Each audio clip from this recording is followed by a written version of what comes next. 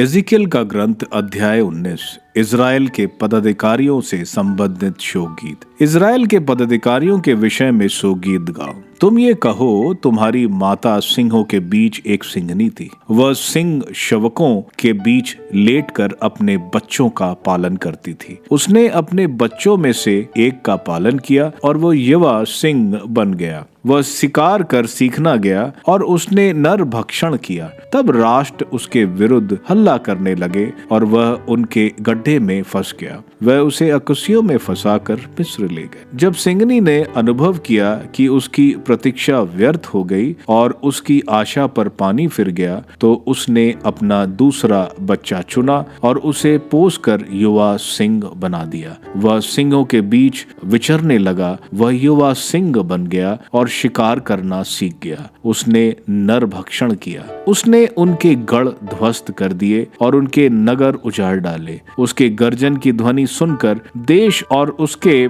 सब प्राणी आतंक से भर गए। राष्ट्रों और आसपास के प्रदेशों ने उससे विद्रोह किया। उन्होंने उस पर अपना जाल फैलाया और वह उनके गड्ढे में फंस गया। उन्होंने अकुशिया में फंसकर उसे पिंजड़े में बंद कर दिया और बाबुल के राजा के पास ले गए। उन्होंने उसे बंदी बना लिया, जिससे इज़राइल के पर्वतों पर उसका गर्जन फिर सुनाई नहीं पड़े। तुम्हारी माता दाखबारी में दाखलता के सदृश थी, जो जल के समीप लगाई गई थी। प्रचुर जल के कारण वो फलों और टहनियों से लद गई थी। उसका सबसे सबल तना राजदंड बन गया। वह मोटी शाखाओं के बीच सबसे ऊंचा हो गया। उसकी लंबाई बादलों तक पहुंच गई। उसकी प्रशंसा उसकी ऊंचाई और शाखाओं की बहुलता के कारण की जाने लगी, किंतु क्रोधावेश में उसे तोड़कर नीचे फेंक दिया गया और पुरवैया ने उसके फल सुखा दिए और वे उड़ गए। उसका पृष्ठ तना मुरझा गया और वह आग में जलकर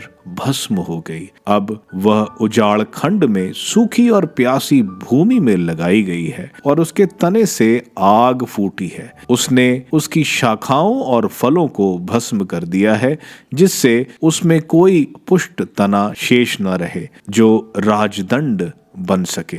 यह एक शोकगीत है और इसका उपयोग शोकगीत के रूप में हुआ।